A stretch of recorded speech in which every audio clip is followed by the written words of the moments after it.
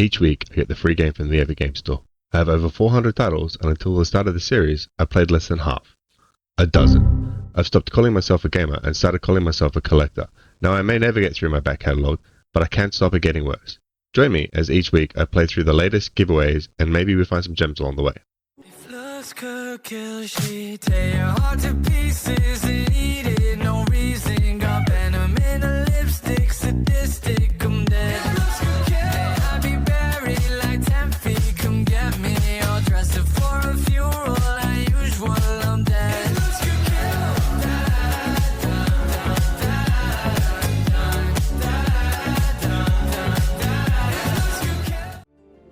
This week's first game was Sunderfolk. Sunderfolk is a tactical turn-based action-adventure game.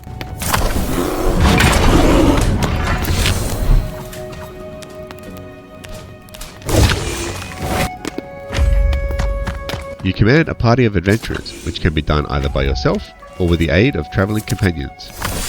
This game is couch co-op compatible, with each player able to control their characters via a free mobile app.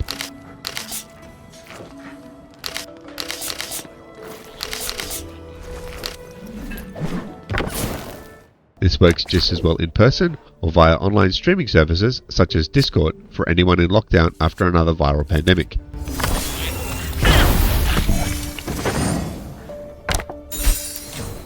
You select your character or characters based on traits you think will best benefit the adventure.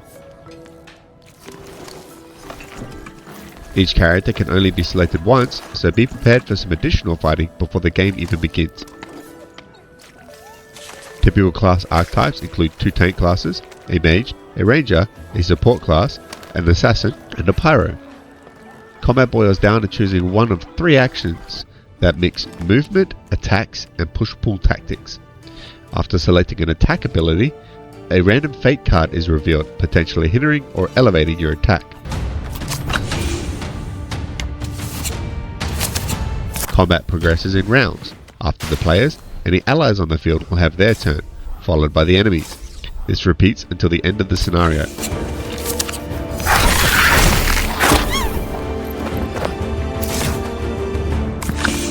Walking over gold, loot, or interacting with a chest will collect those items, but only for the character that interacted with it, leading to some potentially very greedy players. If you find yourself collecting items that are not practical for one character, you can always mail it to another one. This can also be done with gold, if you can convince your friends why you need it more than they do.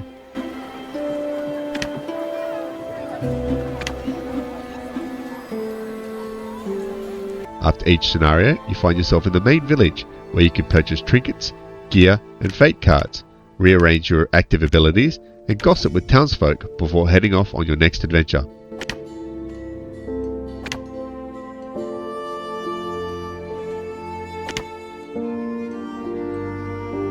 This game is a good mix of tactical strategy, punching combat, and a story that keeps you interested without overcomplicating things. I give this game an 8 out of 10.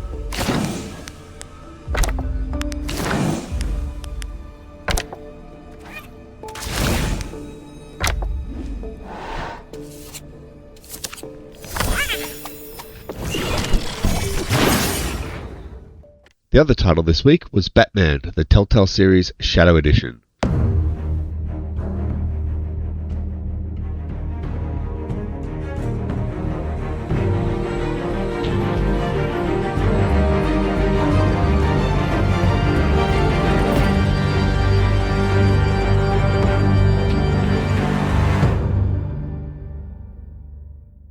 Anybody familiar with the Telltale series will already know that this is not a game. This is an interactive storytelling experience. The creators have done a great job sticking true to the source material for this title, utilizing graphics with a certain comic book feel, along with characters that you know and love, such as Commissioner Gordon, Harvey Dent, and Catwoman. A villain? Sounds fun. Gotta admit it though, you give a good chase. One day you might actually catch me. This game warns you that many decisions you make will ultimately sway the narrative. I can only presume this works the way it was intended, and isn't just a pointless grab for attention like the QuickTime events. Bring it, Bat.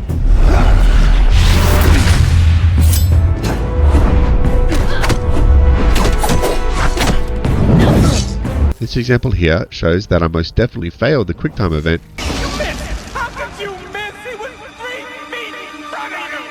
but received the desirable outcome anyway.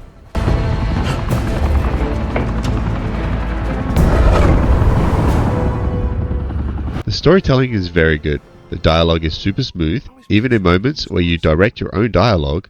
Which, for the record, I have not been since before law school. All right. How about, our hope is in Harvey?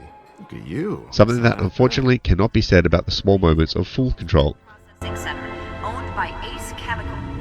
Bat computer should be able to read whatever data is on that storm drive. During my gameplay, these moments included interacting with the Bat computer, a brisk midnight stroll through the park, and piecing together a crime scene.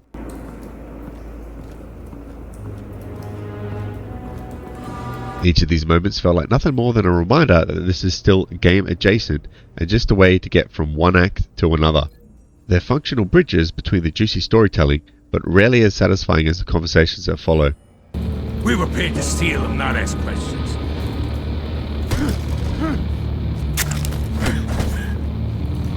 Oh, please, no. I start here and keep breaking until you answer.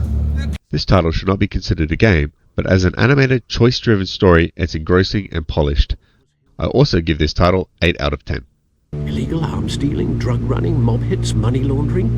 Falcone's been involved in everything. Thanks for watching. If you liked this video, please like this video.